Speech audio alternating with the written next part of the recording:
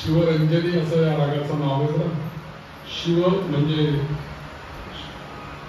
शिवांना रंजन करणारी अशी शिवरंजनी, शिवांच्या शरीरामध्ये अर्धशरीर होऊन राहिलेली शिवरंजनी म्हणजे ती आदिशक्ती, तिची ही रागिणी आहे बरं. हा राग नाहीये, ही रागिणी आहे, शिवरंजनी असं म्हणतात. आणि ही गायला पण कुठलंही याच्यामध्ये शिवरंजन करतात, शिवांना रंजन करणारे हे सगळे स्वर आहेत.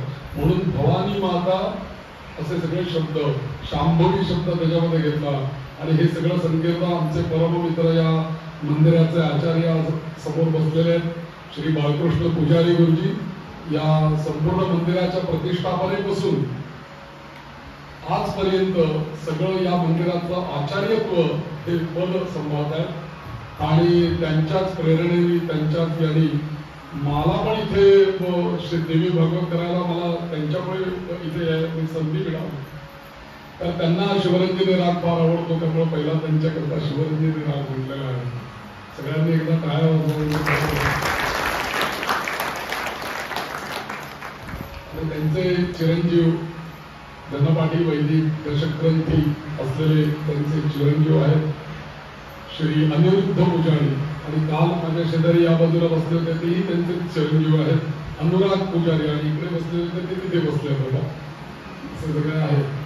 तर त्यामुळे वेद जाणणारे ब्राह्मण कुठल्याही कथेमध्ये असले ना की त्या कथेमध्ये एक प्रकारचा एक चैतन्य आहे. का तर वेदांचंच एक भाषांतर म्हणजे ही पुराण आहे. मूळ आपल्या संस्कृतीचा वेद हा पाया आहे. वेदोखिलो धर्म मूलम असं म्हटलेलं आहे. म्हणून पहिल्यांदी 4 वेद आहेत आणि त्याचं विस्तृत स्वरूप म्हणजे 18 पुराण आहे. त्याचं विस्तृत स्वरूप म्हणून 6 शास्त्र आहेत. असं करता करता पण या सगळ्यांचं मूळ पाणी कुठलं, मूळ ज्याला म्हणतो ना आपण, जीव मूळ ज्याला म्हणतो आपण, तर ते मूळ म्हणजे वेद आहे. आणि महर्षी व्यास हे वेद व्यास असं त्यांना म्हणतात. वेद व्यास अशी संज्ञा आहे. त्यामुळे ही पुराण म्हणजे वेदच आहे साक्षात. त्यामुळे वैदिक ब्राह्मण कथेमध्ये असले की त्या कथेला असं चैतन्य येतच आपोआप. तर असं कथा पुढे पुढे जाताना हरिश्चंद्राची कथा होते. मग हा जन्मेजय विचारतो की आता तुम्ही महर्षी व्यास, आता मला तुम्ही काय काय सांगताय, देवीच्या कथा कोणत्या सांगताय. ते म्हणले बघ आता देवीची महामाया कशी असते ती तुला मी सांगितली. दोन्ही तिन्ही कथांमध्ये मी तुला सांगितली. एक तर नारदांवरती महामाया कसा परिणाम करते तेही मी तुला ऐकवलं. त्याच्याकरता नारद मुनींची कथा ऐकवली. तीच महामाया ज्या वेळेला हरिश्चंद्रावरती आणि विश्वामित्रांवरती जेव्हा ते प्रक्रिया करते त्यावेळेला दोघांनीही महामायेमुळे ती हरिश्चंद्राची कथा पण महर्षी व्यासांनी जन्मेजयाला सांगितली. पुढे आता असं सांगतायत महर्षी व्यास की शताक्षी नावाची जी देवी आहे की जिचा आपण काल अवतार केला शाकंभरी, या शाकंभरी देवीचे उपासक ते हरिश्चंद्र राजा आहेत. बरं, त्या जगदंबेचे उपासक आहेत. त्यांची पत्नी पण तारामती, त्यांची ही जी देवी आहे त्या देवीला धरूनच ते कथानक आहे. तर आता मी तुला असं सांगतो की या जगदंबेची अजूनही काही माया आहे. काही वेळेला असं होतं की आपल्याला एखाद्याने जर का एखादं पद दिलं तर मनुष्याला गर्व होत जातो. आता माझ्यासारखा मीच म्हणजे ज्याने आपल्याला ते पद दिलेलं आहे त्याचा आपल्याला विसर पडतो. म्हणजे आपल्या बोली भाषेत जर का बोलायचं झालं तर वर जाण्याकरता एखाद्याला शिडी द्यावी आणि ज्याने शिडी दिली आहे त्याला आणि त्या शिडीला ढकलून द्यावा आणि आपण वरती जाण्याचा प्रयत्न करावा, अशी स्थिती होते कधी जीवनामध्ये. तसं या ब्रह्मा विष्णू आणि महेश यांना तिघांनाही झालं. बरं, या विष्णूंना जगदंबेने सात्विकी शक्ती दिली, वैष्णवी शक्ती दिली आणि शंकरांना तमोगुणी गौरी शक्ती दिली, ब्रह्मदेवांना सावित्री शक्ती दिली आणि तिघजण लागले आपल्या कामाला. एक जण जग उत्पन्न करतोय, एक जण स्थिती सांभाळतोय आणि एक जण संहार करतोय आणि त्याला बरेच वर्ष झाले ते काम करतायत. त्यांना जगदंबेचा विसर पडला. आता कोण काय कोण बघायला जात आहे, आता आपणच याचे हे आहोत, स्वामित्व आपल्याकडेच आहे आणि आपण हे करतोय म्हणूनच हे सगळं चालू आहे याचा गर्व झाला. या दोघांना तिघांनाही गर्व झाला. पण असं आहे की माळ जेव्हा ओवली जाते तेव्हा मण्यांना माहित नसते की आपल्याला दोऱ्याने बांधून ठेवलं एकत्र म्हणून आपण एकत्र माळायचं. तो समजा जर का आणि तो दोरा जो असतो तो कधीही दिसत नाही, माळ सगळ्या जगाला दिसते. बरोबर की नाही? तसे ही जगदंबा नावाचं जे सूत्र आहे, जगदंबा नावाची जी आदिशक्ती आहे तिने हे सगळं विश्व गुंफून ठेवलेलं आहे. ती कुठेही दिसत नाही, मात्र ती आहे म्हणून हा सगळा संसार आहे. तर म्हणून अशी जी धाग्याप्रमाणे या विश्वामध्ये वावरणारी जी काही आहे धागाच, हा जो धागा आहे ही धागा म्हणजे दुसरी तिसरी कोणी नसून ती भुवनेश्वरीच आहे. आणि ही भुवनेश्वरी, या भुवनेश्वरीला जाणून घेण्याकरता सगळेच जण प्रयत्न करत असतात. पण या ब्रह्मा आणि ब्रह्माचा काही प्रश्न नाही, पण त्यातल्या त्यात कोण गर्विष्ठ झाले तर विष्णू आणि शंकर हे दोघं गर्विष्ठ झाले. त्याचं कारण काय माहितीये? दोघं जण गर्विष्ठ झाले आणि ब्रह्मदेव गर्विष्ठ झाले नाहीत का? याचं कारण ब्रह्मदेव जास्ती या संपूर्ण जगतामध्ये आत्ताच्या भाषेत बोलायचं तर जास्ती ऍक्टिव्ह नाहीये. समोर दिसतात ते आपल्याला. देवळच जर का बघायला आपण गेलं तर काश्मीर पासून कन्याकुमारी बघायला गेलं सगळ्या भारतात मिळून एक देऊळ ब्रह्मदेवाचं आणि शंकर आणि विष्णूंची किती बघा भरपूर आहेत ना.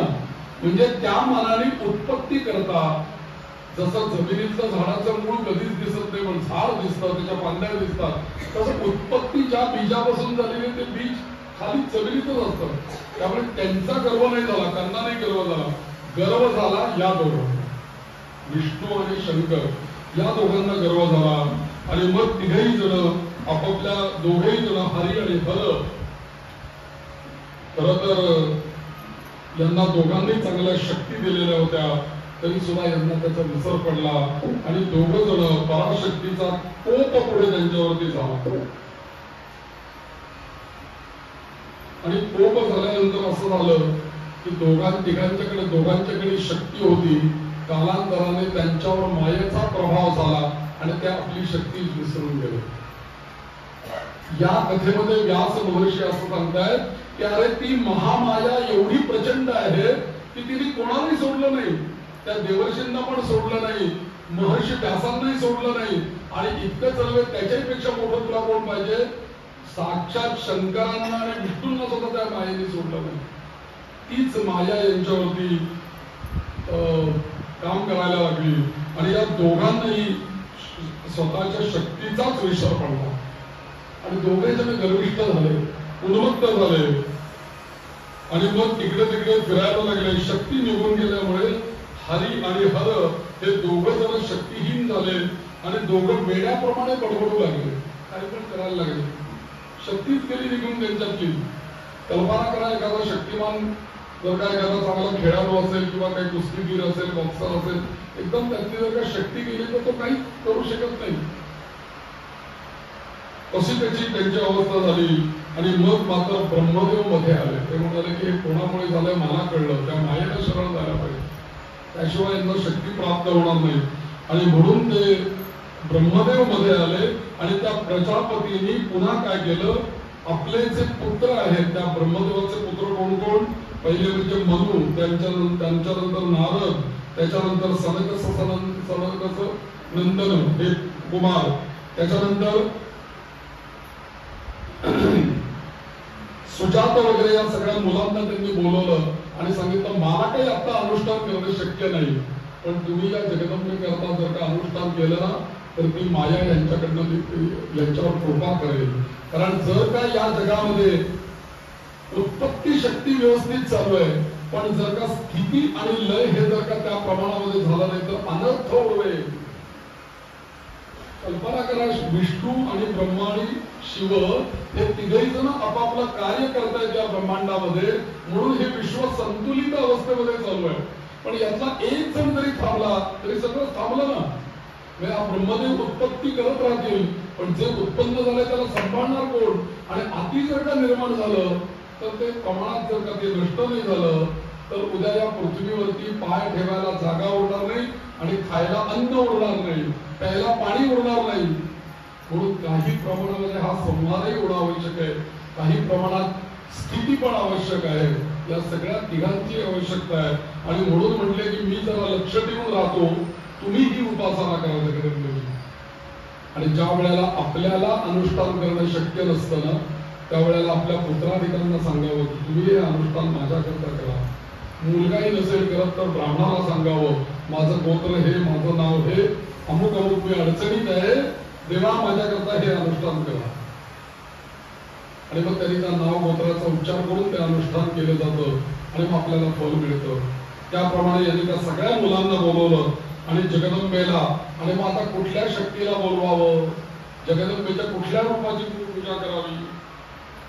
मग त्यांनी आठवण केली की ही साधी जगदंबा नाहीये, ही पराशक्ती रुद्र आहे, परांबा आहे, तिला बोलवलं पाहिजे. कारण सामान्य शक्ती या दोघांवर काम नाही करू शकत. जी मणिद्वीपामध्ये राहते, जिनी मूळ शक्ती या तिघांना दिलेली आहे, अशा परांबेला जर का मी आवाहन केलं तरच या दोघांचं काहीतरी बरं होईल, अन्यथा सगळा अनर्थच आहे. म्हणून त्या पराशक्तीच्या आवाहनाला त्यांनी सुरुवात केली.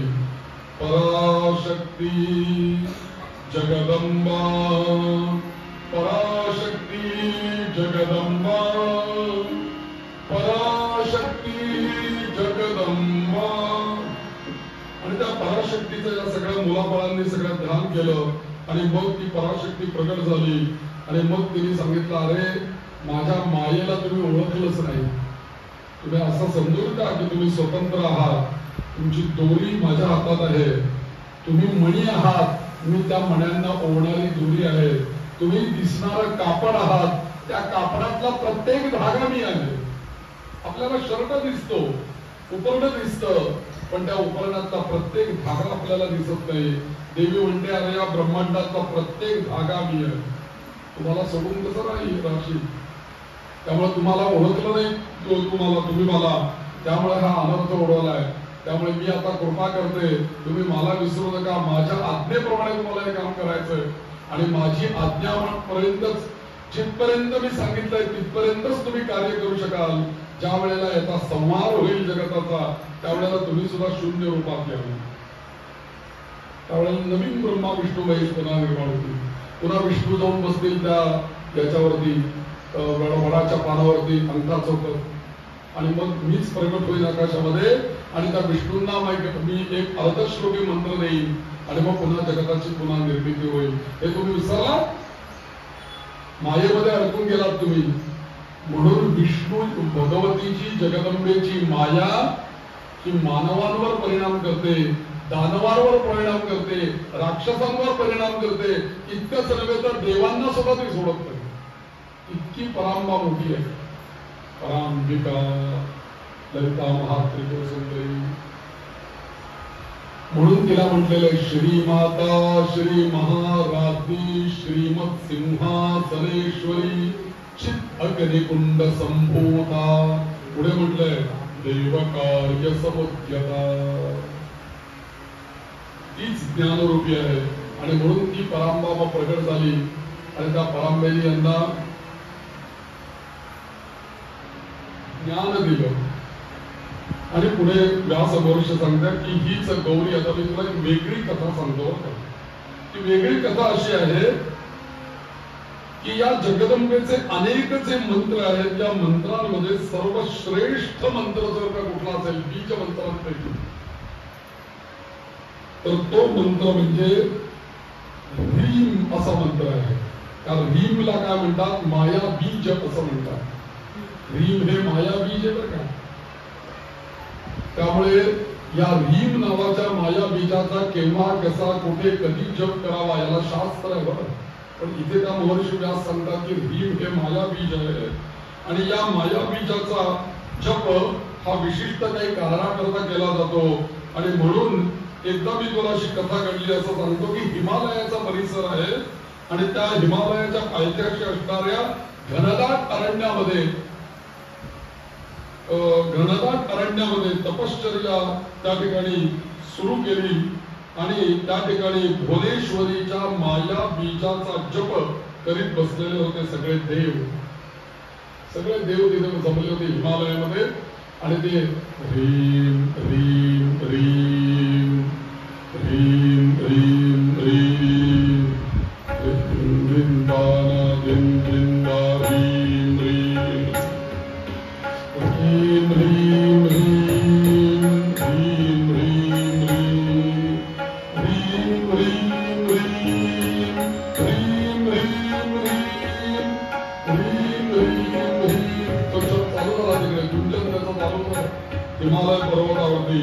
आणि याचं जप चालू झाल्यानंतर माया प्रगट झाली आणि या देवतांना म्हणाली तुम्ही काय काळजी करू नका, काय तुम्हाला पाहिजे ते सांगा. आणि हरिहरांना तर सगळ्यांवरती कृपा केलीच. आणि मग देवी सांगते की तुमच्या कल्याणाकरता या ह्रीम या माझा जो मुख्य मंत्र आहे यात अत्यंत मला आवडता आणि मला प्रीतिकर असा मंत्र आहे. ह्रीम हे बीज मला फार आवडतं. 3 बीज आहेत ना, ऐम ह्रीम क्लीम. तर ऐम हे वाक बीज आहे. त्यानंतर हे माया बीज आहे. तर ह्रीम या ऐम ह्रीम क्लीम याच्यानंतर 2 नंबरचे जे बीज आहे ऐम ह्रीम हे बीज तिला खूप आवडतं. ती म्हणते मला हे अत्यंत प्रिय आहे. आणि म्हणून या ह्रीम हे कोणाचं बीज आहे तर ती म्हणते माझं जे भुवनेश्वरी नावाचं रूप आहे त्याचं हे बीज आहे ह्रीम. आणि ती म्हणते तुम्ही आता काय काळजी करू नका, मी आता दक्षाच्या पोटी जन्माला येणार आहे. म्हणजे कोण ब्रह्मदेव व्यवस्थित होते ना त्यांच्यावर मायेचा परिणाम नव्हता, विष्णू आणि शंकरांवरती झालेला होता. त्यामुळे आता मी असं करते ब्रह्मदेवाच्या पासून निर्माण झालेला दक्ष त्या दक्षाच्या पोटी मी आता जन्माला जाते. माझा आता सती नावाचा अवतार त्याच्याकडे होता. आणि म्हणून जगदंबा सांगते माझं तिथे मी जन्माला आल्यानंतर माझं नाव सती असं असेल. आणि जेव्हा जगदंबेने अवतार घेतला या दक्ष प्रजापती म्हणजे ब्रह्मदेवाचे पुत्र ज्यांनी ब्रह्मदेवाला सृष्टी निर्माण करण्यामध्ये ज्यांनी महत्वाची कार्य केली त्याच्यामध्ये दक्ष आहेत बघा. पण या दक्षाच्या काही गोष्टी चुकल्या पण त्या काय चुकल्या आता पुढे कथेमध्ये आपल्याला सांगतायत.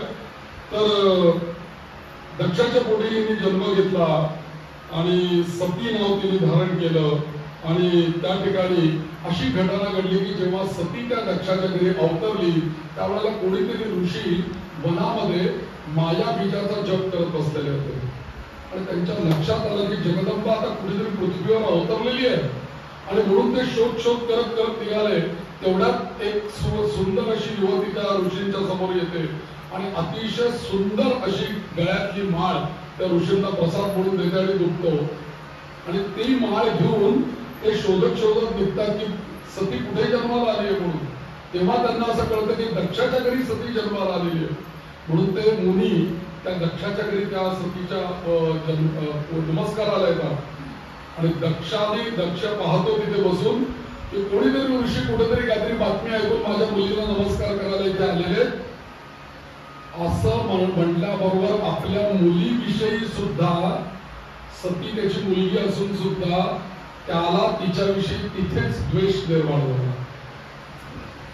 ही कोण मोठी, माझ्या आत्ता जन्माला आलेली मुलगी, हिला कोण नमस्कार करायला येते, मी विश्वनिर्मितीला वडिलांना मदत केलेली आहे आणि ही कोण.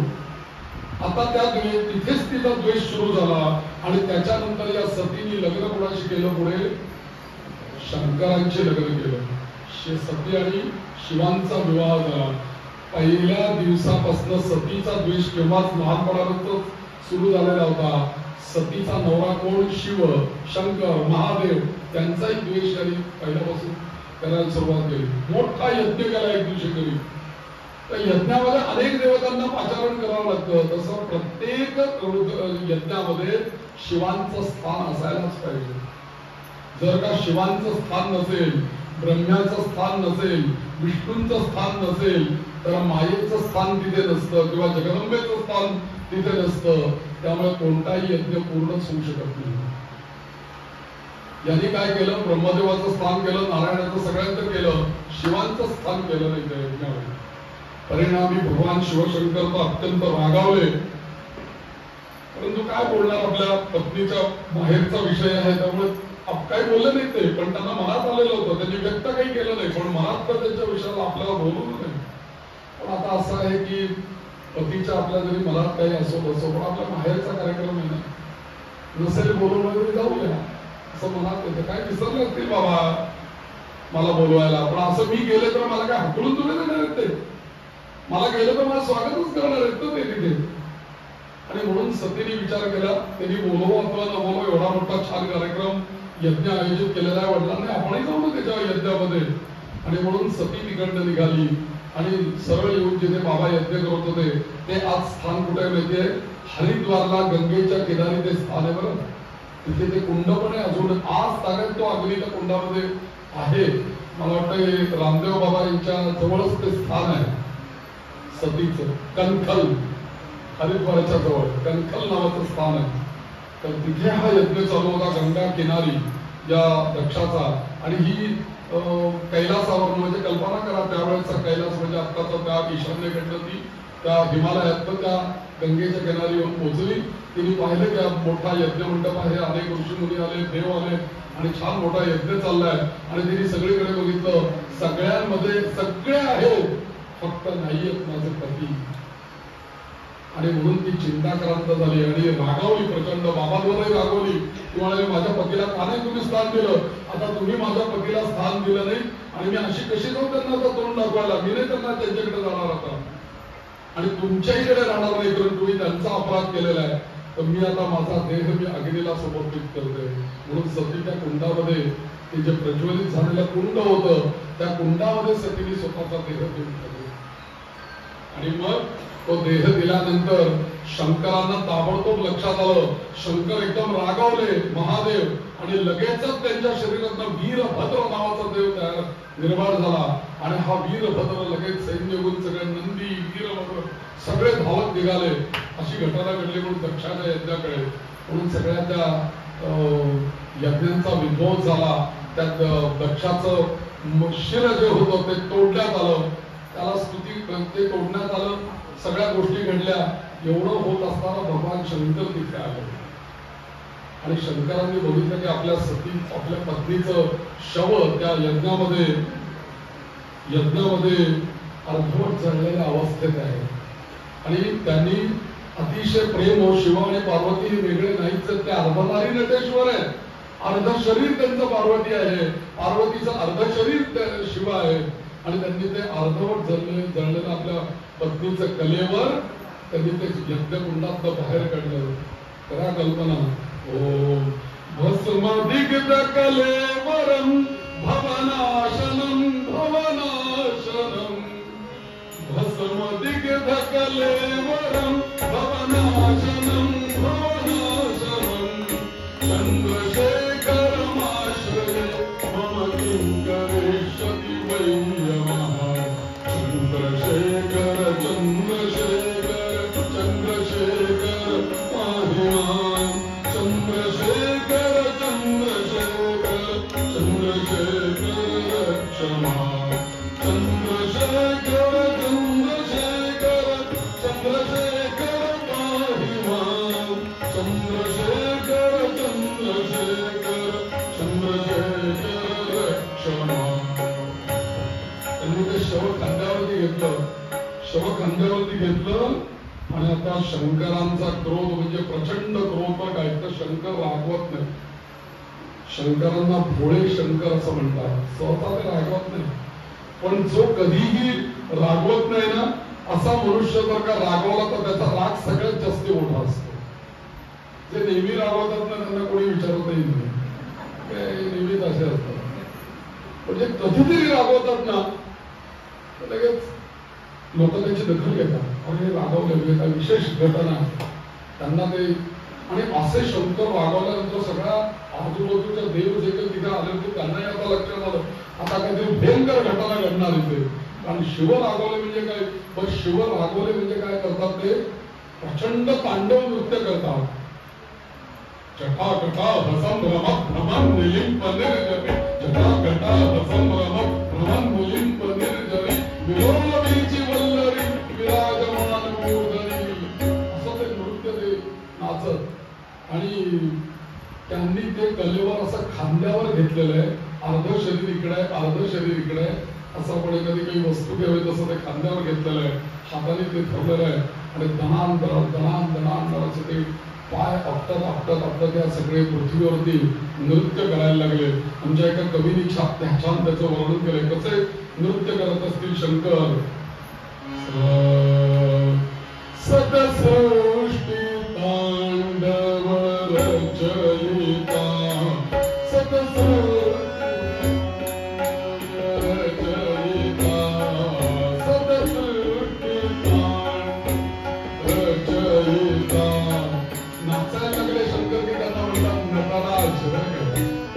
सगळ्या कला शंकरांकडे. गाणं संगीत अत्यंत आवडतं शंकरांना.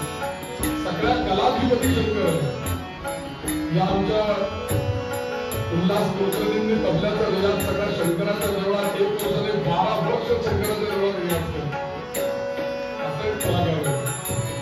आणि शंकरांच्या स्फूर्तीने तबला सवाई गंधर्वला 10 वर्ष तबला वाजवायला अनेक कलाकारांकडे. शंकरांची कृपा.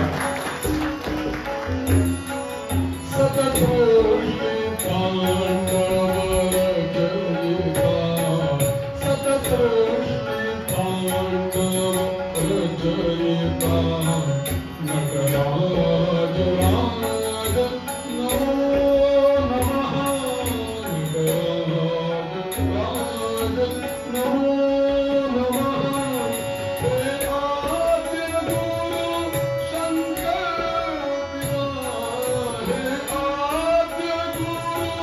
शंकर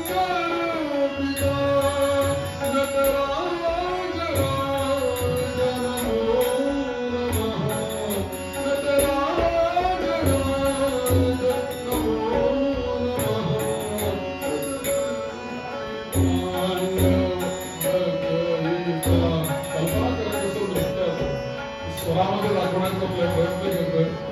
किती आकारांत त्या स्वर्गापर्यंत स्वर्ग पाताळ पृथ्वी सगळीकडे पुढे खालचे स्वर थोडे मधले आणि पुढे वरचे स्वर तिन्ही ठिकाणी नृत्य चाललंय. आणि असं नृत्य चाललेलं असताना अचानक घटनाची घडली. सगळे देव घाबरून गेले. आता काय करायचं. आणि म्हणून सगळ्यांनी विष्णूंना विनंती केली यांना शांत करायला दुसरं कोणी आता समर्थ नाही, तुम्हीच काहीतरी उपाय करा. आणि म्हणून त्यांनी काय केलं की असे शंकर ऐकणार नाही, कोण जाणार त्यांच्या जवळ. अशा चिडलेल्या अवस्थेमध्ये रागावलेल्या अवस्थेमध्ये ते नरसिंह भगवंताने नारायणाने नरसिंहाचा अवतार घेतला. त्या हिरण्यकश्यपूवर एवढा क्रोध झालेला होता नरसिंहांना. आणि त्यावेळेला त्यांनी त्या क्रोधामध्ये त्या नरसिंहाचं पोट फाडून त्याला ठार मारलं त्या हिरण्यकश्यपूला. आणि एवढे रागावलेले होते नारायण की त्यांचा राग कोण शांत करणार. सगळ्यांना त्यावेळेला आठवलं की हे प्रल्हाद महाराजच त्यांचा राग शांत करू शकते. तसं या ठिकाणी सगळ्यांनी विचार केला की हे शंकर एवढे रागवलेत महादेव, यांचा राग शमन करण्याचं सामर्थ्य फक्त नारायणाचं, दुसरं कोणाचंही नाही. आणि म्हणून नारायणांची त्यांनी विनंती केली आणि नारायणांनी काय केलं, फक्त सुदर्शन चक्र हातामध्ये घेतलं. ते म्हटलं आता जवळ जाऊन काही काम करता येणार नाही, इथूनच काम करू. म्हणून त्यांनी सुदर्शन चक्र घेतलं आणि त्या कलेवर जे खांद्यावरती घेतलेलं होतं त्याच्यावरती ते सुदर्शन चक्र पाठवलं. ते सुदर्शन चक्र काय काम करायचं म्हणजे, एकदा जायचं, एक तुकडा पाडायचा, पुन्हा यांच्याकडे यायचं, पुन्हा जायचं, पुन्हा परत यायचं. एक एकदम तर काही काढून घेणं शक्य नाही ना. ते हळूहळू राग एकदम जर का माणसाचा चढलेला असेल पारा, तर एकदम काही तो खाली येणं शक्य नाही. हळूहळूच ते केलं पाहिजे. आणि म्हणून त्यांनी काय केलं, एक एक छोटे छोटे तुकडे करायला त्या कलेवराची सुरुवात केली. आता हे पृथ्वी तलावरती युद्ध चालू आहे. ती सती म्हणजे साक्षात जगदंबा आहे बरं. तिने सांगितलं मी सतीचा अवतार घेते, शंकरांची पत्नी होते, ती जगदंबा तिथे. आणि तिच्या कलेवराचे हे तुकडे होत असताना ते पृथ्वीवरती पडत होते. आणि ते कसे वर्णन केले त्यांनी, शिव ज्ञान गंगा चंद्रमा, शिव ज्ञान गंगा चंद्रमा, शिव ज्ञान गंगा. त्या शंकरांचा पावलं जी पडत होती ना, त्याचा एक गंभीर आवाज निर्माण होत होता. आवाजात सुद्धा गांभीर्य, गंभीर नाद मृदंगना, गंभीर नाद मृदंगना, धबके उडे ब्रह्मांडमा, धबके उडे ब्रह्मांडमा. सगळ्या ब्रह्मांडाला त्यांच्या पावलांचा तो गंभीर आवाज सगळ्या ब्रह्मांडात व्यापक. धबके उडे ब्रह्मांडमा, नितहोत नाद प्रचंडमा, नितहोत नाद प्रचंडमा, नटराज राज नमो नमः, सत्सृष्टि तांडव रचयिता, नटराज राज नमो नमः. भोले भोले भोले भोले शिव भोले, भोले भोले भोले शिव भोले, शिव भोले भोले भोले. त्याला कल्पना कसं गावात असेल शंकराची. तर या कलेवराचे तुकडे करायला सुरुवात केली आणि ते तुकडे एक एक पडत गेले. आपल्या या संपूर्ण भारत देशामध्ये काश्मीर पासून कन्याकुमारी पर्यंत हे तुकडे पडले.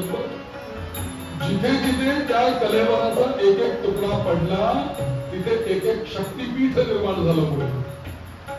पुढे जसं कलेवर सगळं घडून गेलं, तुकडे तुकडे झाले, शंकर एकदम भानावरती आले आणि मी काय करतोय, माझ्या हातात काहीच नाहीये. आणि त्यांनी इकडे तिकडे बघितलं, त्यांच्या लक्षात आलं, एकदम क्रोधही शांत झाला. आणि त्यांना माहिती या जन्मात ही कथा घडली, पुढच्या जन्मात पुन्हा पार्वती येणारच आहे आपली पत्नी म्हणून. कारण पुढे त्रिपुरासुराचा नाश करायचा आहे ना आपल्याला, त्यामुळे त्यावेळेला ती येणारच आहे. या युगातली ही कथा आहे, ठीक आहे. आणि म्हणून त्या शंकराने काय केलं की जिथे जिथे शक्तीपीठे निर्माण झाली त्या प्रत्येक शक्तीपीठ, शंकर आणि पार्वती हे वेगळे राहू शकत नाही. आता शक्तीपीठ मध्ये ज्वालामुखी आहे, कुठे कुठे काय काय अभाव पडले सगळं दिलंय बरं का देवी भागवतामध्ये. या संपूर्ण भारतामध्ये काश्मीर पासून कन्याकुमारी पर्यंत जिथे जिथे या सतीच्या शरीराचे तुकडे पडले तिथे तिथे सगळी शक्तीपीठ निर्माण झाली. देवी भागवताच्या संख्येप्रमाणे एकंदरीत या संपूर्ण भारतामध्ये 108 तुकडे झाले त्याचे आणि 108 शक्तीपीठ निर्माण झाली. या संपूर्ण 108 शक्तीपीठांमध्ये त्यातली महत्वाची जर का आपण बघितली तर त्याच्यामध्ये 51 शक्तिपीठही महत्वाची आहेत, अर्धी, आणि बाकीची उपपीठ आहे. कुठे बोट पडलं वगैरे असं आणि कुठे महत्वाचे अवयव पडले अशी जी ठिकाणं आहेत ती 51 शक्तिपीठ आहेत. आणि ही 51 शक्तिपीठ ज्या पीठावरती मांडलेली आहेत तो म्हणजे आपला हा महाभारत देश विस्तीर्ण पसरलेला. म्हणून या जगामध्ये लक्षात घ्या, या मातेच्या शरीराचे तुकडे झाले आणि त्यामुळे 51 शक्तिपीठ, 108 शक्तिपीठ या अखंड भारतामध्ये निर्माण झाली. म्हणून माता हा शब्द फक्त आपल्या भारत देशालाच लागतो, इतर कुठल्याही देशाला माता हा शब्द लागत नाही. आणि माता हा शब्द दुसऱ्या देशाला लावला तरी तर तो त्यांना सूट होत नाही. तुम्ही लावून बघा, अमेरिका माता, ऑस्ट्रेलिया माता, ब्रिटन माता, बसणारच नाही. ते धोत्रावरती काय घातलं तर ते होत, किंवा मग असं विचित्र काहीतरी उपमा होते. तर पण हा माता हा शब्द वस्तुतः हा भारत हा शब्द बोलली आहे. भा म्हणजे ज्ञान आणि रत हा शब्द आपल्या देशाचं नाव आहे.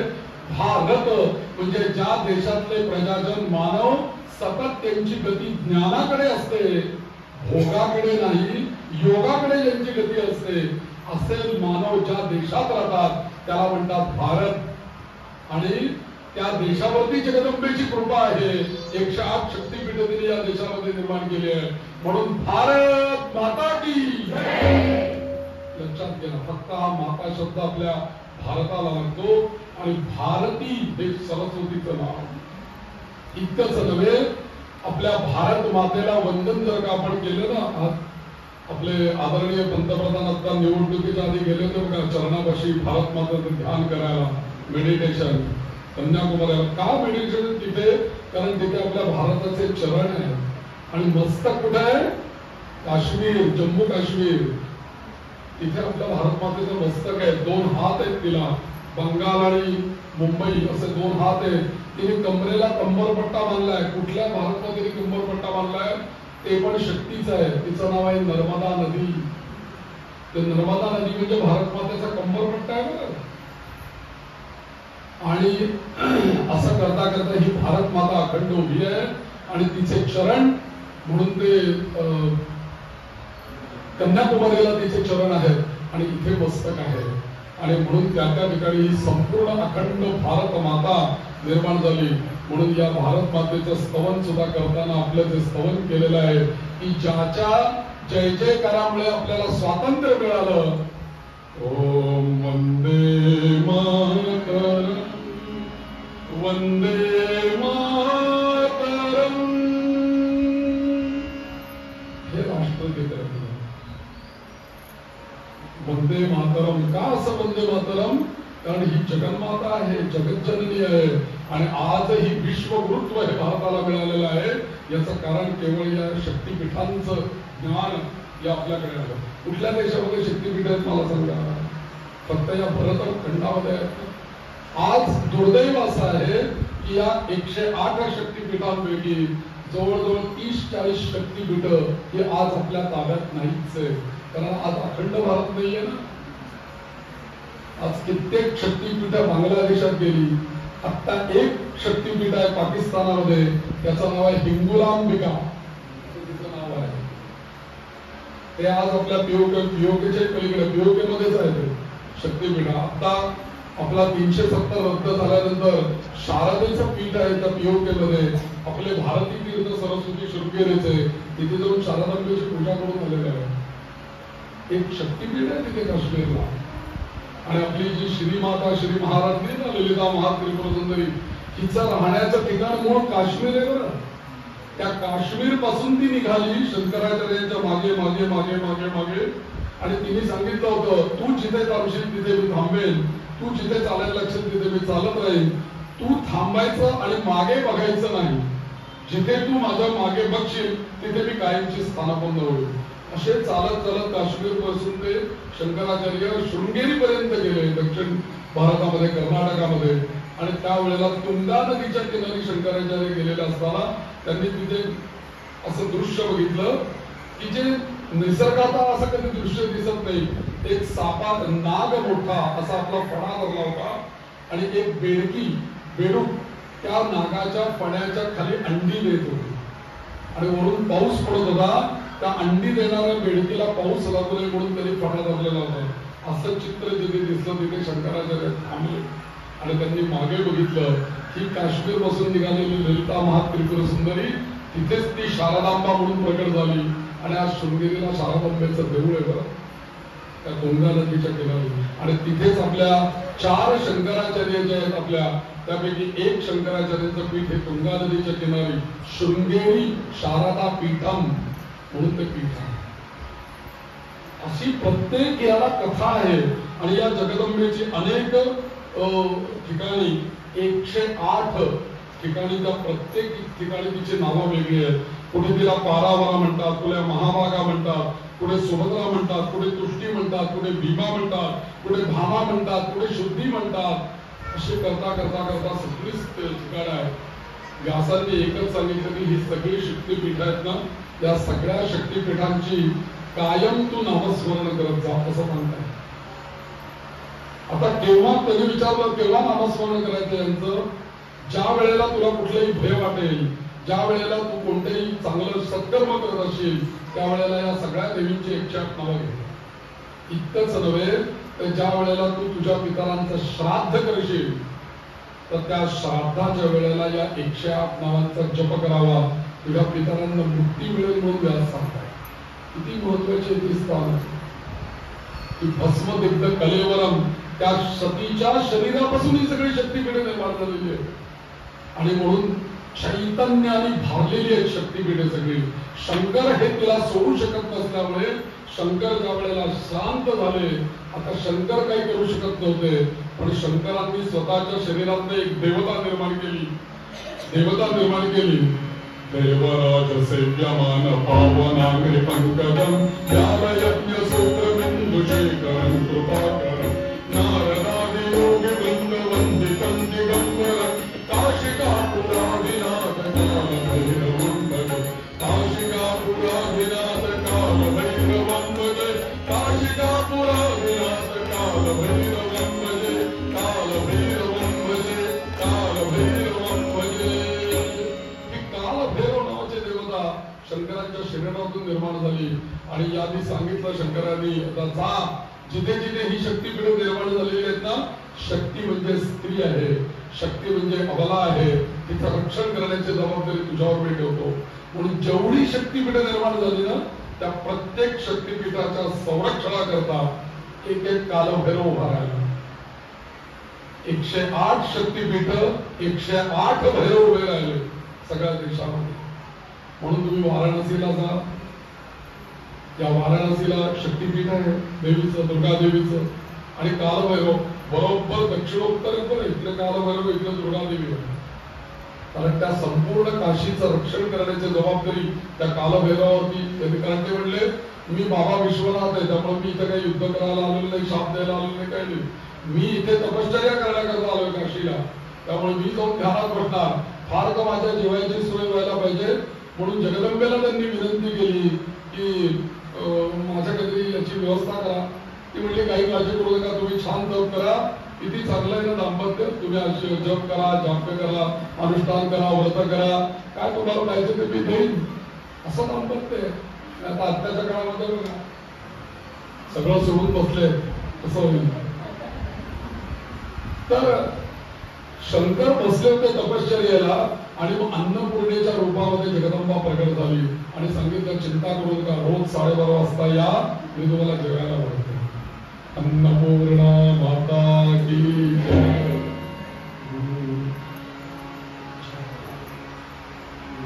नित्यानंद करी वरा भय करी, नित्यानंद करी वरा भय करी, नित्यानंद करी वरा भय करी, सौंदर्य रत्ना करी,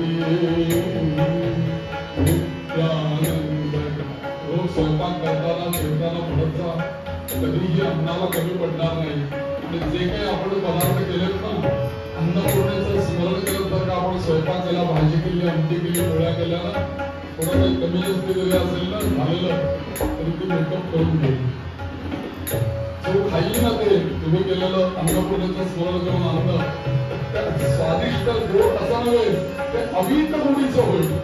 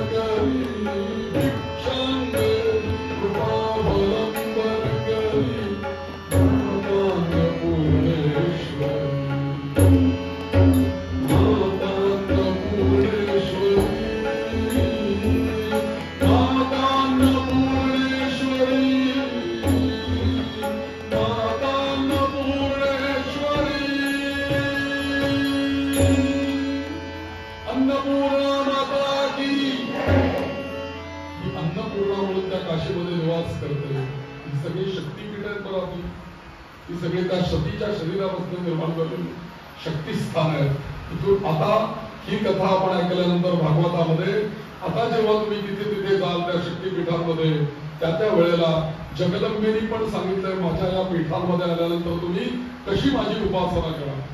तेव्हा तिने सांगितलंय कोणताही माझा मंत्र घ्या आणि त्याचं काही पुरस्करण माझ्या या पीठस्थानी येऊन करा. एक जरी माळ माझ्या या पीठस्थानामध्ये येऊन गेली, कल्पना करा आपण कोल्हापूरच्या मंदिरामध्ये जाऊन बसलो आणि तिथे नमश्चंद्रिकाय नमश्चंद्रिकाय म्हटलं किंवा तिथे म्हटलं आपण कामेश्वरी जगन्माता असं जर का तिथे म्हटलं आपण तर आपण इथे जर का जप केला तर त्याचा जर का 100 पट फल मिळत असेल तर अशा शक्तीपीठामध्ये जेव्हा जाऊन आपण त्याची एक माळ करतो त्यावेळेला त्याचं लक्षपट फळ देते ते पीठ. इतकं सामर्थ्य त्या चैतन्याने भारलेलं आहे ते शक्तीपीठ. आपल्या महाराष्ट्रामध्ये ही 3 शक्तीपीठ आहेत बरं. त्या अवयवांपैकी पडलेले म्हणजे आपल्याला माहिती आहे कोल्हापूरची महालक्ष्मी, वणीची सप्तशृंगी, तुळजापूरची आई भवानी आणि माहूरची रेणुका माता. 3.5 शक्तीपीठ आपल्या महाराष्ट्रात. एकाही प्रांतामध्ये अशी 3.5 पीठं नाहीत बरं. तुम्ही सगळे प्रांत बघा, भारताचा नकाशा घरी गेल्यावर बघा, एकाही प्रांतामध्ये 3.5 शक्तीपीठं नाही. एखादं पीठ आहे प्रत्येक प्रांतामध्ये, पण 3.5 शक्तीपीठांचं भाग्य हे आपल्या महाराष्ट्राला लागलं. म्हणून राष्ट्र हा शब्द फक्त आपल्या महाराष्ट्राला लागतो, बाकी कुठल्या प्रांताला राष्ट्र शब्द लागत नाही. आपण म्हणतो का उत्तर प्रदेश राष्ट्र असं म्हणतो, मध्य प्रदेश राष्ट्र असं म्हणतो, पण महाराष्ट्र कारण काय ते 3.5 शक्तीपीठ आपल्या आणि म्हणून सर्वात जास्त संत आपल्या महाराष्ट्रात जन्मले. त्याच्या मातेचं कर्तृत्व आहे, त्या 3.5 शक्तीपीठांची शक्ती आहे. म्हणून दत्तात्रेय सुद्धा होता. दत्तात्रेय सुद्धा रोज विश्रांती गेला त्या मातेच्या चरणापाशीच जाता तो, त्या रेणुका मातेच्या तिथेच तर जातात. आणि भिक्षा मागायला दत्तात्रेय सुद्धा त्या शक्तीपीठातच जातात कोल्हापूरला. आणि स्नान करायला सुद्धा दुर्गा माता अन्नपूर्णेपाशीच जातात, तिथे ते स्नान करतात. तेही तर शक्तीपीठांना सोडून नये. कोण शक्तीपीठांना सोडून नये? कोणी नाही. सगळेजण त्या शक्तीपीठांच्या याच्यामध्येच आहेत. आणि म्हणून अशा शक्तीपीठांची 108 नावं आहेत बरं. या 108 नावांचं स्मरण श्राद्धाच्या दिवशी करा, ती नामस्मरण करा, किंवा चांगल्या कर्माच्या दिवशी करा, अष्टमीला करा, नवमीला करा, पौर्णिमेला करा, प्रतिपदेला करा. अत्युत्कृष्ट तुम्हाला त्याचा लाभ होईल. ही 108 नावं युट्यूबवर आहे. मी म्हटले हे कारण मी बोलायचं तितकं बोलेन. तर युट्यूबवर माझा जो चॅनल आहे त्याच्यावरती मी आता उद्या सुद्धा आणि आज सुद्धा 2-3 स्तोत्रांचा उल्लेख करून ठेवणार आहे. ही सगळी स्तोत्र अत्यंत दुर्मिळ आहेत. याच्यात एक स्वधा स्तोत्र म्हणून आलेलं आहे. अमावस्येच्या दिवशी दुपारी 12 ते दुपारी 4 वाजेपर्यंत हा जो अपराह्न काळ असतो की या अपराह्न काळामध्ये दक्षिण दिशा पितरांची आहे.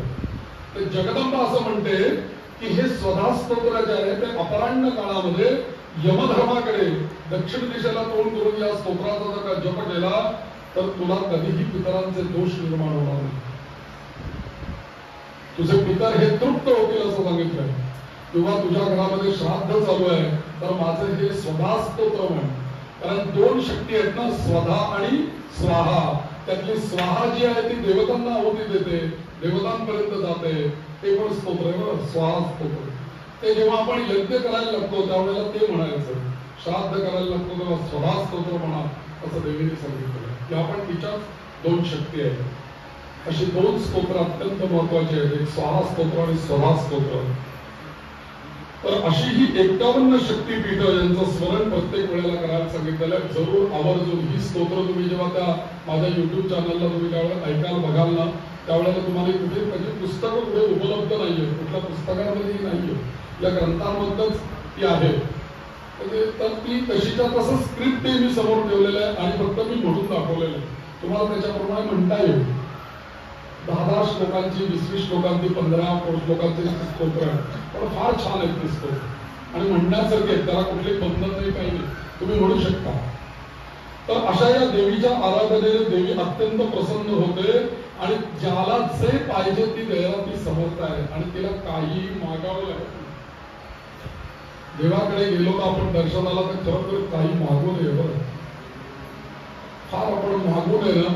आपण आपलेच अपराध देवाला सांगत असतो. कशाला मागावं लागतं देवाला? कुठलाही भक्त आपला गेला दर्शनाला की मोठी यादीच घेऊन जातो. बरं, एक दिलं तर थांबत नाही, अजून दुसरं पाहिजे. घर दिलं की म्हणेल गाडी दे, गाडी दिलं की म्हणेल अजून काही दे, मग 4 व्हीलर दिली आता 2 व्हीलर दे. सगळं मागणी चालूच. या देवाच्याकडे जाऊन काहीही मागू नये. जगदंबा म्हणते माझ्याकडे जर का तुम्ही आलात तर तुम्ही मला काही मागू नका. कारण का, मला माहिती तुला काय पाहिजे ते. कारण मी आई आहे ना. जसं एखाद्या पुत्राला, मुलीला आपल्या आईला काही मागावं लागत नाही. अचूक आपला मुलगा मूल जवळ आल्यानंतर आईला कळतं याला काय पाहिजे आणि आई त्याची पूर्तता करते. तद्वत आहे तसं. तर त्यामुळे एक दिवशी म्हणून देवाला काही मागायला जाऊ नये. एक दिवशी एक साधू महाराज आले देवाच्या दर्शनाला आणि दर्शनाला येता येता ते बराबर चाललेले होते. रांग होती मोठी दर्शनाला आणि बाहेर काही भिकारी उभे असतात झोळी पसरून काहीतरी. तर ते दंड वगैरे घेऊन ते स्वामी साधू तिथे येत होते आणि त्यांनी बघितलं की तरुण माणसं होती, भीक मागत होती. ते एकदम रागवले. तेवढ्याला काय देवळाच्या दारामध्ये भिका मागता, एवढे तरुण दिसताय म्हणून, आणि जाऊन काही कामं करा, त्याचा भिक्षा मागताय तुम्ही इथे उभा राहून. तर तो भिकारी जो होता तो एकदम हसला त्याचा मोठ्या आणि तो म्हणला महाराज इकडे आहे. म्हणला मोठ्यात मी बोलत नाही, हाऊस इकडे आहे म्हणले. तो म्हणला काय म्हणतोस ते सांग. खाली वाका म्हणला, कान माझ्याकडे जा, मग मी तुम्हाला विचारतो.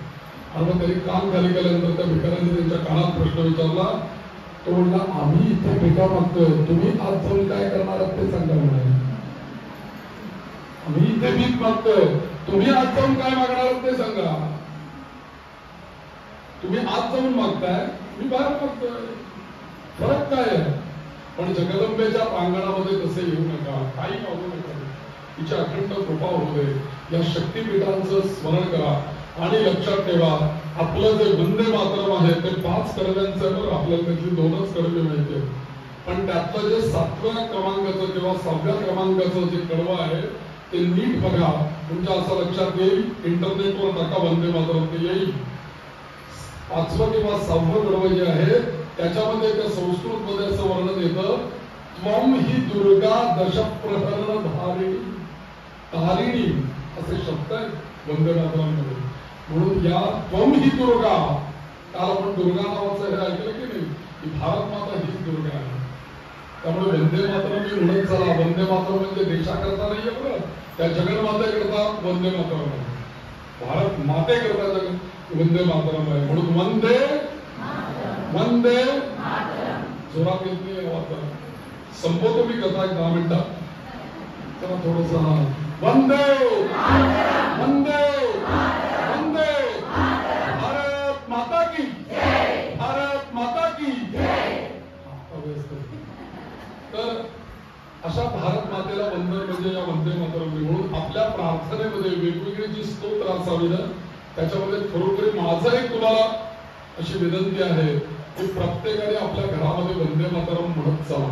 ही देवीची प्रार्थना आहे, ही भगवतीची प्रार्थना आहे, ही आदिशक्तीची प्रार्थना आहे. हे जे सगळे शत्रू निर्माण होत आहेत ना अंतर्बाह्य भारत मातेला आपण सगळ्यांनी रोज वंदे मातरम. आणि हे कुठेतरी मी सांगतोय असं नाही, भारती तीर्थ स्वामींनी ही गोष्ट सांगितलेली आहे, शंकराचार्यांनी ही गोष्ट सांगितलेली आहे. तर त्यांनी सांगितलं वंदे मातरम सगळं येत नसेल तरी चालेल, पहिली 2 कडी तरी म्हणा, रोज नित्य म्हणा. त्या जगदंबेची प्रार्थना आहे की.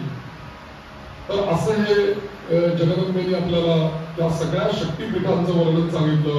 आणि मग देवी गीता म्हणून एक भाग आहे या सगळ्या याच्यामधला. या सगळ्या देवी गीतामध्ये सगळं अध्यात्मशास्त्र देवीने सांगितलं. थोडक्यात सांगतो का देवी गीता आपल्याला काय सांगतो माहिती?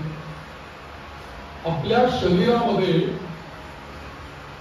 एकंदरीत पंचमहाभूत आहे, पंच ज्ञानेंद्रिय आहे, पंच कर्मेंद्रिय आहे, पंच तन मात्रा आहे. म्हणजे आता बघा पंचभूत पंच ज्ञानेंद्रिय 10 झाली, पंच कर्मेंद्रिय 15, पंच तन मात्रा 5 20, मन बुद्धी चित्त अहंकार 24 तत्व झाले ना एकंदरीत आपल्या शरीराचे.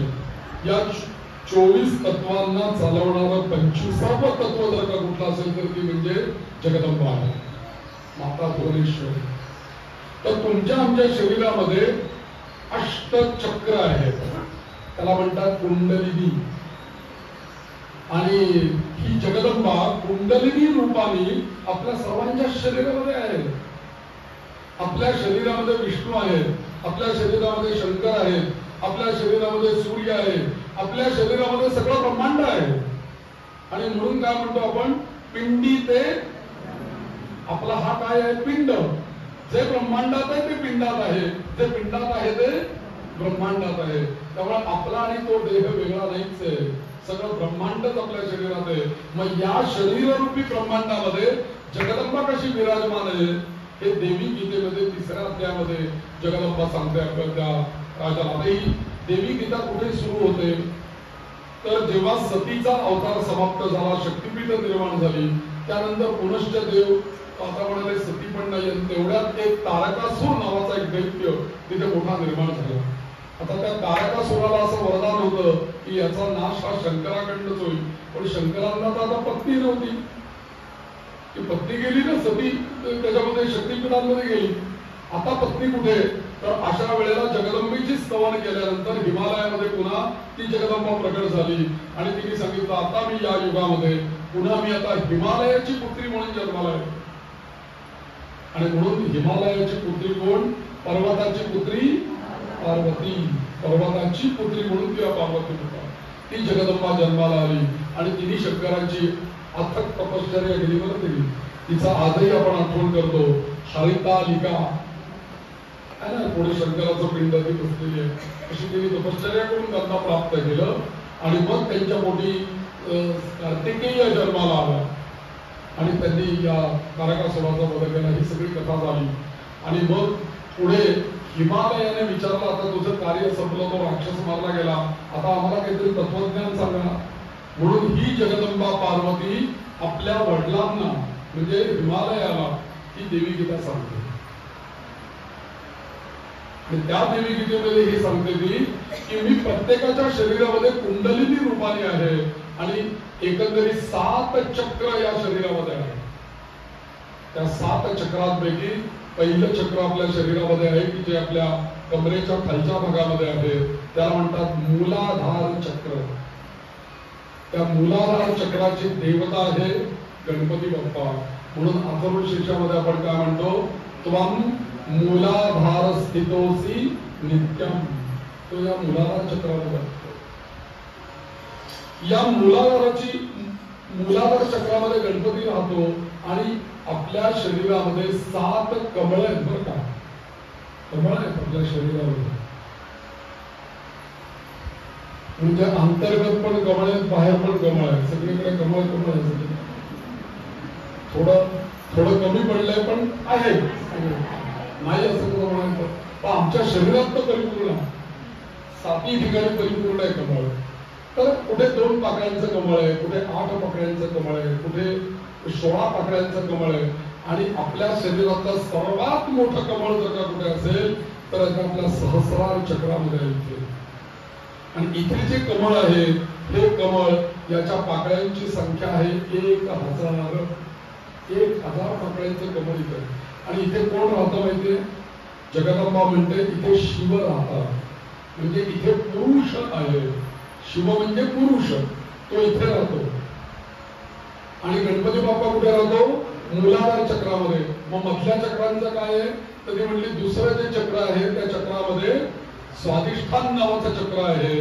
त्या स्वादिष्ठान नावाच्या चक्रामध्ये विष्णू रूपाने मी निवास करते. म्हणून गणपती बाप्पा झाले विष्णू दुसऱ्या चक्रामध्ये. स्वादिष्ठान चक्र आपल्या नाभीपाशी आहे. म्हणून नाभीच्या ठिकाणी आपल्या वैशिष्ट्य असं आहे की नाभीपासून एकंदरीत 36,000 नाड्या पायाकडे जातात, 36,000 नाड्या डोक्याकडे जातात. एकंदरीत 72,000 नाड्यांचा हा सगळा देह आहे. यातल्या कित्येक नाड्या अजून वैद्यांना सापडलेल्या नाहीत. पण संशोधन करतात. पण मी तुम्हाला असं सांगतो की आयुर्वेदामध्ये किंवा मला आयुर्वेदाचे काही जाणकार माणसं मला भेटली किंवा वैद्य किंवा हिमालयात राहणारे काही योगी, ते त्यांच्याशी चर्चा करताना मला असं जाणवलं. तर आपल्याला माहिती आहे आयुर्वेदिक डॉक्टरांकडे गेल्यानंतर काय असं धरतात ना, नाडी बघतात. तर मी त्यांना सहजरित्या प्रश्न विचारला. ते म्हणतो तुम्ही नाडी बघता म्हणजे काय, कुठली नाडी बघता? 72,000 नाड्या असं म्हणता ना, पण तुम्ही नक्की कुठली नाडी बघता याच्यात बघतात?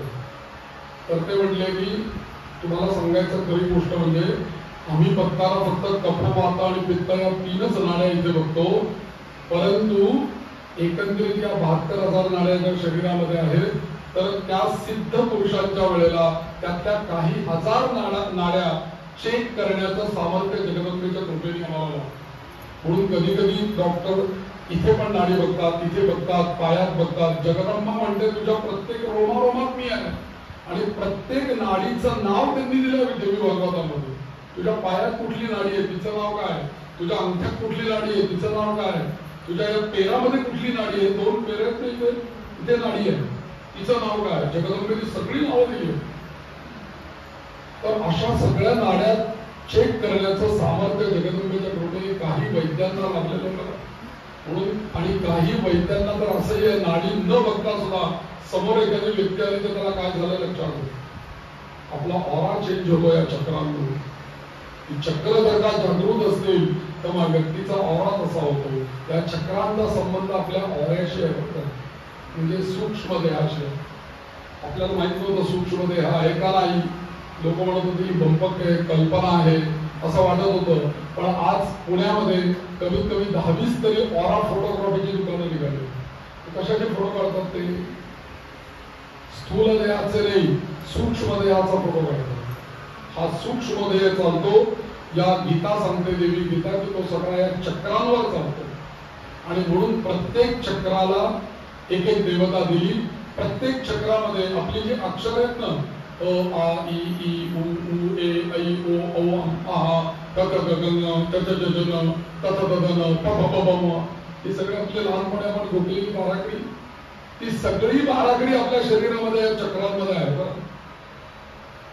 आपल्याला लक्षात घ्या आपले पूर्वज किती हुशार होते, बुद्धिमान होते. लहानपणी आपल्या आई वडिलांनी आपल्याला शिक्षा करून पर्वता म्हणायला बसून लहानपणी आपल्याकडनं बाराखड्या गोकून घेतलेल्या, पाडे गोकून घेतलेले. लहानपणी जर का आपण ही बाराखडी जर का गोकली तर जगदंबा म्हणते ही सगळी जी अक्षर आहेत ही सगळी अक्षर म्हणजे कुंडलिनीची अक्षर आहेत.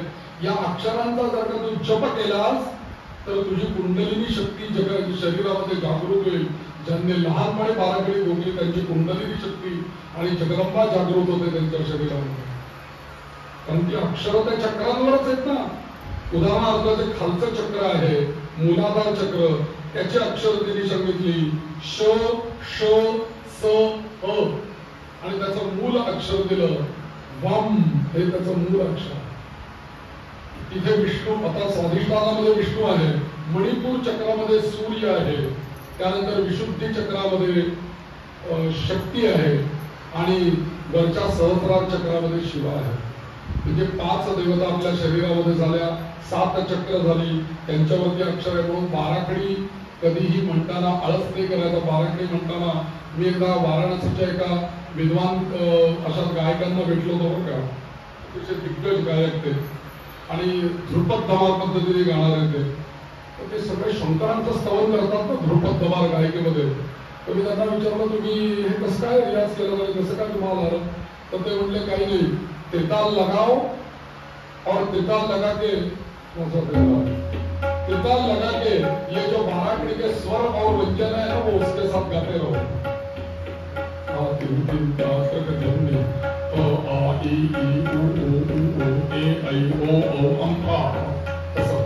त्या तालांबरोबर त्या मात्रांबरोबर अक्षर गा, त्याच्यातून तो धीर नाद तयार होतो. तर ही सगळी अक्षर आणि कुंडलिनी आपल्या शरीरामध्ये आहे. त्या बाराखडीची सगळी स्वर आणि व्यंजन त्याच्यामध्ये आहेत. असं देवी गीतेमध्ये ब्रह्मस्वरूप देवीचं जे काही आहे ते वर्णन केलेलं आहे. आणि देवी गीता आपल्याला असं सांगते की हे सगळं तुला जर का मिळवायचं असेल तर एकच काम कर, एकच काम कर.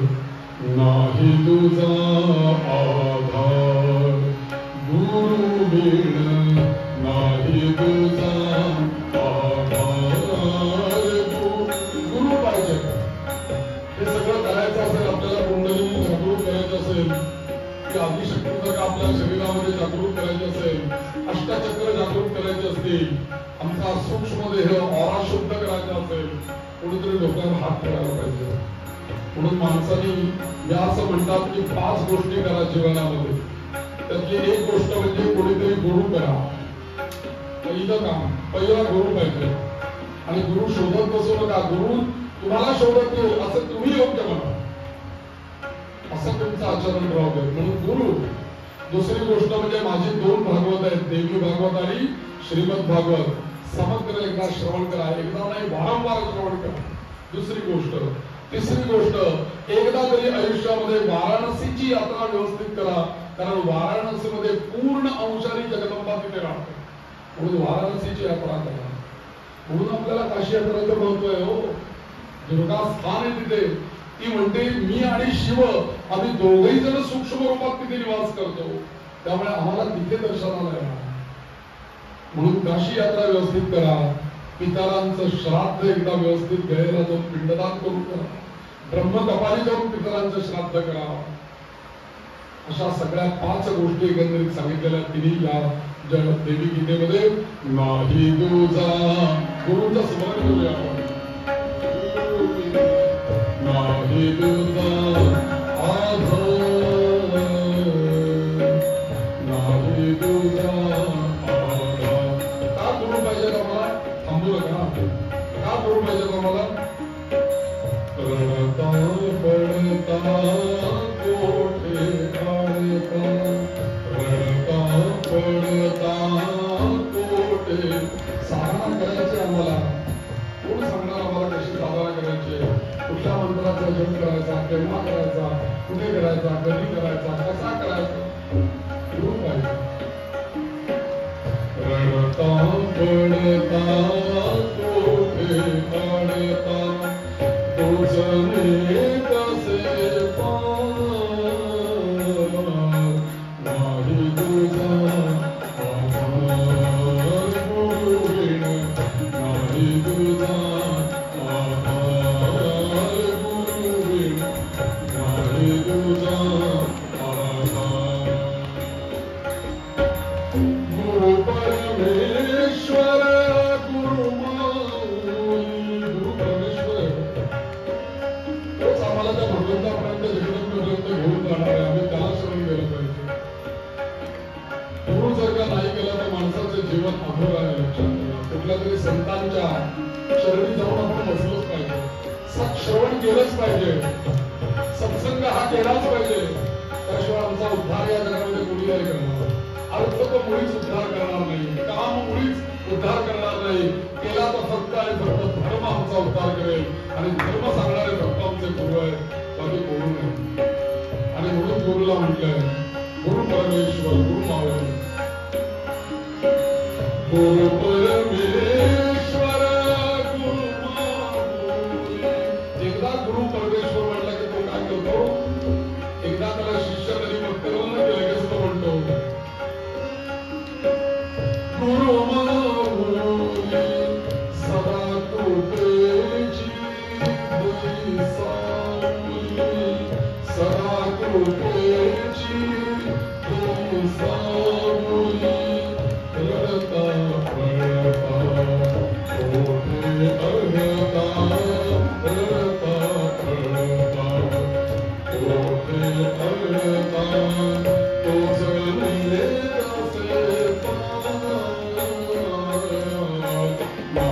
तुझा आधार गुरु विना, नाही तुझा आधार गुरु विना, नाही तुझा आधार. सद्गुरुनाथ महाराज की. म्हणून गुरु काय, या देवी गीतेच्या ब्रह्मस्वरूप वर्णन नावाचा अध्याय आहे. त्याच्यामध्ये देवी म्हणते मी कुंडलिनी तुला सांगितली, माझं माया बीज सांगितलं, सगळं काही मी तुला सांगते तत्वज्ञान. पण हे जर का तुला अनुभवायचं असेल तर मात्र तू गुरु केल्याशिवाय हे तुला कळणार. म्हणून देवी सांगते आपल्याला या देवी गीतेमध्ये पित्यापासून फक्त तुला जन्म मिळतो. एक देवी गीतेचा श्लोक आहे, तर मी फक्त तुम्हाला मराठी सांगतो. पित्यापासून तुम्हाला फक्त जन्म मिळतो, पित्यापासून मातेपासून तुम्हाला शरीर मिळतं. परंतु हे जे मिळालेलं शरीर आहे ना, देवी म्हणते अरे ते नाशिवंत आहे, ते शरीर नाशिवंत आहे. पण गुरुपासून जे तुला शरीर मिळेल ते शरीर तुला दिव्य जीवी शरीर मिळतं. दिव्य शरीर तुला गुरु देतील आणि ते शरीर गुरुने दिलेलं तुला कसं असेल, ज्ञानयुक्त शरीर असेल, ज्ञानमय देह तुला ते देतील. ज्ञानाचा उदय तुझ्या ठिकाणी होईल आणि ज्ञानोदय होईल. ज्ञानमय देह तुला प्राप्त करून देतील, तुझे सद्गुरू करून देतील. आणि म्हणून ज्ञानयुक्त शरीर मात्र चिंतन. आणि त्यासाठी या शास्त्रांनी निर्णय दिला. तो गुरुचरित्रामध्ये श्लोक नाही काही, शिवे रुष्टे गुरुस्त्राता, शिवे रुष्टे गुरुस्त्राता. जर का शिव रागवले, चिंता करू नका, सगळ्यात रागीट आहेत शिव, पण ते जरी त्या शिष्यावरती रागवले तरी गुरुस्त्राता. तो त्या शिवात फक्त रक्षण करू शकेल. एवढं गुरूंचं सामर्थ्य आहे. शिवे रुष्टे गुरुस्त्राता, गुरु रुष्टे न कश्चन. पण जर का गुरु रागवला तर कोणी या जगामध्ये तुझा त्राता नाही. बरं, भगवंत सुद्धा तुला वाचवू शकत नाही. म्हणून या जगामध्ये बाकी कुठलेही अपराध करा, पण ज्या अपराधांना क्षमा नाही असे अपराध फक्त गुरुद्रोहाचे आहेत. लक्षात. म्हणून कधीही गुरुद्रोह करायचा नाही. देवी गीतेमध्ये स्पष्ट सांगितलेलं आहे की तुला जर का यश पावायचं असेल तर तुला गुरु कृपेशिवाय या जगामध्ये कधीही यश मिळू शकत नाही. आणि म्हणून तस्मात सर्व प्रयत्नेन श्री गुरुं तोषतो वरा. देवी सांगते म्हणून तू काय वाटेल ते कर आणि जो गुरु म्हणून तुझ्या जीवनामध्ये आहे ना त्याला प्रसन्न कर. तो जर का प्रसन्न झाला तर हे सगळं तुला नाही, पण तो नाही प्रसन्न झाला तर काही लावणार नाही. म्हणून नाही तुझा आधार, तोच एकमेव गुरु आहे असं देवी गीता आपल्याला सांगते. बरं का, एकंदरीत 9 अध्यायांची देवी गीता आहे. फार मोठी तशी 9 अध्याय एकंदरीत. त्याच्यामध्ये ब्रह्मरूप निरूपण केलेलं आहे, गुरु सांगितलेलं आहे. शेवटच्या अध्यायामध्ये तिची पूजा करा, कशी करायची पूजा, मग ती तांत्रोक्त पूजा कशी केलेली मला आवडेल, त्यानंतर मंत्रोक्त पूजा केलेली मला कशी आवडते, हे सगळं देवीने शेवटच्या भक्ती याच्यामध्ये केलेलं आहे. आणि सर्वात शेवटच्या अध्यायामध्ये देवी सांगते की लक्षात ठेव, माझे व्रत, त्यानंतर माझे उत्सव आणि माझी मूर्ती पूजा हे कधीही तू सोडायचं नाही. ज्याला असं वाटतं ना आपल्या कुळाचं कल्याण व्हावं त्यांनी कधी आपल्या कुलदेवीची सेवा सोडू नये, लक्षात घ्या. ज्याला असं वाटतं आमच्या घरामध्ये सत्संतती जन्माला यावी, अशी संतती आमच्या पोटी जन्माला यावी ज्याचा हरीख वाटे देवा, अशी जर का पोरं आमच्या पोटी जन्माला यायची असतील तर जगदंबेची कृपा पाहिजे. म्हणून घरामध्ये कुलधर्म कुलाचार तिचा खरंच चालू.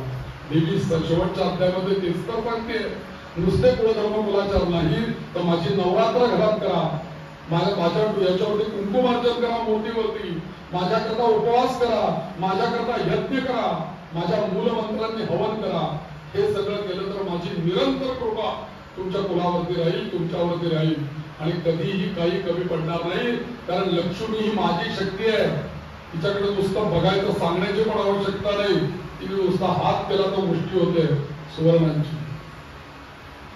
काय लक्ष्मी त्याच्या मागे तू माझ्या मागे, असं तिने त्या अध्यायामध्ये सांगितलं. म्हणून देवीचे जे उत्सव असतात ते आपण फार मोठ्या प्रमाणावरती सगळीकडे करतो. रथयात्रा काढतो, देवीचं नृत्य करतो, देवी करतो आणि सगळ्यात आवडतं देवीला नृत्य. म्हणून मी पहिल्या दिवसापासून सांगतो, पण अजून कोणी पुढे यायला तयार नाही. किंवा हात वरती केलं, मी पहिल्याच दिवशी म्हणतो तर कोणतं नृत्य करेल. आता आजचा आणि उद्याचा दिवस राहिलाय, आजचा संपलाच आहे तो दिवस, उद्याचा दिवस राहिलाय. तर उद्या इथे असं आयोजन केलेलं आहे की तुम्हाला सगळ्यांना नृत्य करायची संधी आहे. आनंदाने देवी करता नृत्य करा. मी एक छान संकीर्तन म्हणेन की ज्याच्यावरती तुम्हाला छान, कोणाकडे टिपऱ्या असतील ना गरबा खेळायचे घेऊन या, उद्या घेऊन या. आणि इथे आपण देवीला गोंधळ खूप आवडतो, त्यामुळे ते इथे अशी रचना करणार आहोत, ऊस वगैरे लावून तो खाली कुंभ ठेवणार आहे, तो गव्हाचा चौक करणार आहे, असं मध्ये गोंधळाचं सगळं त्याची पूजा करून मग आपण ते जे केलेलं असेल ना ते उसाचं, त्याच्या भोवती असं आपण फेर करून इथे नाचवतो. सगळ्यांना जागा नाही पुरणार, नाचणाऱ्यांची संख्या वाढली तर मग आणखी लांब जाऊया, आपण मंदिराभोवती करूया. पण नृत्य हे झालं पाहिजे. हे देवी भागवत ऐकल्यानंतर आनंद झाला पाहिजे, अंतर्बाह्य. आणि तो आनंद झालेला आपण देवी समोर, भगवती समोर प्रकट करायचा. कशाचीही तमा बाळगू नका. खुलासपणे जर का आपण या संकीर्तनावरती नृत्य केलं ना तर आपली अनेक पातकं जळून जातात. आपल्याला जर का माझ्या मी असा एका ठिकाणी गेलो होतो, तिथे मी नाचू का नको असं मला वाटत होतं. तेव्हा आम्ही नृत्य करू का नको, मला त्याला लाज वाटत होती. तिथे मला तिथे एक स्वामी बसले होते, ते म्हणले की तुम्हाला लाज वाटते का नाचण्याची, तुम्ही डोळे मिटा आणि नाचायला लागले. म्हणजे तुम्ही कोणाला बघू नका, म्हणजे तुम्हाला कोणी बघता याच्यावर विश्वासच ठेवू नका. तुम्ही डोळे मिटले आणि मग मी नाचलो, तेव्हापासून नंतर डोळे मग काही प्रश्न नाही. पण ती पहिली वेळ होती. तर दिलखुलास परमेश्वरासमोर गेल्यानंतर आपण आपल्याला विसर पडेल. अहो देहाचाच जिथे विसर पडायला पाहिजे, तिथे मी कोण आणि हा कोण आणि तो कोण, कुठे काय कोण, आदि शक्ती भवानी, तिला शरण जायचं आपल्याला आणि तिच्यासाठी नृत्य करायचं. कोणासाठी तुम्ही करायचं का कोणाला रील करून पाठवायचं आम्ही नृत्य करता, असं नाही. तिला रील पाठवायचं आपल्याला, जगदंबेला रील पाठवायचं आपल्या नृत्याचं. तर एवढ्या करता ते उद्या नृत्य पण आपल्याला करायचं. तर या सगळ्या गोष्टी मी तुम्हाला सांगितल्या. देवी गीता हा फार मोठा विषय आहे, पण त्यातल्या त्यात महत्वाच्या गोष्टींना स्पर्श केला मी. एक यात्रा, उत्सव, सण, कुलधर्म कुलाचार, त्याच्यानंतर कुंकुमार्चन आणि उपवासाला तिने फार मोठं महत्व दिलेलं आहे. उपवास करा माझ्याकरता, धान्यप्राण करा वगैरे वगैरे सगळं तिने सांगितलंय. आणि काहीच तुम्हाला जर का जमलं नाही तर माझ्या नामस्मरण करा. आणि या देवी गीतेची फलश्रुती सांगताना पुन्हा एकदा देवी सांगते, श्राद्धाच्या दिवशी ब्राह्मण जेवत असताना जे काही पठण करायला सांगितले मंत्र त्याला अभिश्रवण असं म्हणतात. देवी असं म्हणते या देवी भागवतामध्ये, स्वतः सांगते. बरं, आता महर्षी व्यास बोलत नाहीये, देवी गीता म्हणजे देवीच सांगते हिमालयाला. तर ती असं म्हणते, त्या श्राद्धाचा प्रयोग चालू असताना, ब्राह्मण भोजन करत असताना, पिंडदान करत असताना माझी ही देवी गीता तिथे म्हणा, त्या पितरांना अक्षय्य तृप्ती मिळेल असं देवी म्हणते. शेवटच्या फलश्रुतीमध्ये देवी सांगते. स्वतः स्तोत्र मी मगाशी सांगितलं. म्हणजे एखादी देवता आपल्यावरती जेव्हा कृपा करते ना, कुलदेवता, तेव्हा ती पहिल्या आपल्या पितरांचा उद्धार करते, पितरांना सद्गती देते. त्यांना सद्गती मिळाली तर आपल्याला सद्गती मिळणार आहे. ते विचारांना सगळं मग आपलाही उद्धार होणार नाही कधी. म्हणून देवी प्रत्येक वेळेला सांगते तुला पितरांचाही उद्धार करावा लागेल, त्याकरता माझी देवी गीता घे, त्याकरता माझं स्वधा स्तोत्र घे, त्याचा जप कर, पितरांचा उद्धार होईल. म्हणून ही देवी गीतेचा पाठ तुम्हाला तो श्राद्धाच्या वेळेला ऐकायचा. स्वधा स्तोत्र, देवी गीता हे सगळं तुम्हाला त्या विशेष कारणांनी वापरायचं. ही देवी गीता समाप्त मी केलेली आहे. याच्यानंतर एक फलश्रुतीचा भाग सांगायचा आहे, तो उद्या आपल्याला सांगायचा आहे. आणि उद्या त्याच्यामध्ये ती जी राहिलेली स्तोत्र आहे, एक मनसा देवीचं स्तोत्र आहे, एक मंगलचंडिका स्तोत्र आहे, स्वाहा स्वधा स्तोत्र तर मी सांगितलीच आता, त्यानंतर गायत्री स्तोत्र आहे. या सगळ्या स्तोत्रांचा वेगवेगळा आणि महत्वाची गोष्ट म्हणजे सरस्वती स्तोत्र आहे. आणि ते सरस्वती स्तोत्र जी जी अभ्यास करणारी मुलं आहेत ना, त्यांना ते सरस्वती स्तोत्र द्यावं. आणि आपल्यालाही कुठलं काही ज्ञान मिळवायचं आहे, अभ्यास करायचा आहे, वाचन करायचंय, काही करायचं तर आपणही त्या सरस्वती स्तोत्राचा वापर आपल्या जीवनामध्ये केला पाहिजे. इतकं सुंदर आणि छान सरस्वतीचं स्तोत्र या देवी भागवतामध्ये आहे, तर त्याचाही उपयोग आपण आपल्या जीवनामध्ये करायचा. या सगळ्या स्तोत्रांबद्दल मी माहिती उद्या तुम्हाला देणार आहे. त्याच्यानंतर शक्तीपीठाचे नामस्मरण आपण होते, ही 108 नावं आहेत ना, ती माझ्याकडे लिहिलेली आहे. आज आपल्याला वेळ नसल्यामुळे ती म्हटली नाही, त्याचा एकदा मी सगळं उच्चारण करेन. आणि या सगळ्या देवी भागवत गेले 9 दिवस आपण श्रवण करतोय. या 9 दिवसाची फलश्रुती म्हणून देवीने स्वतः सांगितलेली आहे या देवी भागवताची फलश्रुती.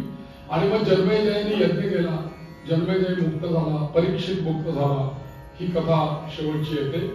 आणि सर्वात मोठं आख्यान या सगळ्या याच्यामध्ये जे आहे की ज्या महिन्यात आता आपण देवी भागवत करतो आहोत तो आहे ज्येष्ठ महिना. ज्येष्ठ महिना शुक्ल पक्ष आहे. आणि या महिन्यामध्ये आपलं एक व्रत येतं बघा, वट सावित्री. तर ती सत्यवान सावित्रीची कथा या सगळ्या याच्यामध्ये इथून पुढे सांगितलेली खूप मोठी कथा आहे, पण तेवढी काय मी सांगणार नाही. त्या यमाचा आणि सत्यवानाचं याचा जो काही संभाषण झालेलं आहे त्याच्यामध्ये यमधर्माने प्रत्यक्ष भगवतीला तिला कसं प्रसन्न करून दिलं सावित्रीला, आणि तिने कसं तिच्या पतीला जिवंत केलं, आणि त्याच्यानंतर त्यांचा संसार सुरू झाल्यानंतरही देवीची उपासना कशी केली, हा भाग त्यातला महत्वाचा आहे. तर तो आपण उद्या पाहूया. आजचं झालेलं प्रवचन त्या जगदंबेच्या चरणी अर्पण करूया. सारे ग